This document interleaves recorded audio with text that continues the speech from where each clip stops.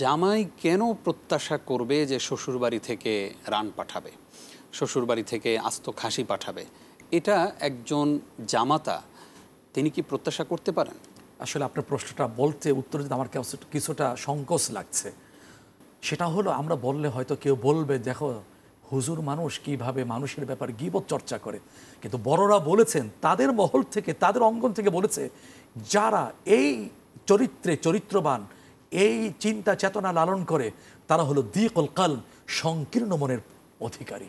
এক কথাই শেষ। আমি কেন অন্যের এই ব্যাপারে প্রত্যাশী থাকবো? আল্লাহকে আমাকে দেয়নি সামর্থ্য, তারপরও কেন ওদিকে আমি তাকিয়ে থাকবো, অপেক্ষায় থাকবো?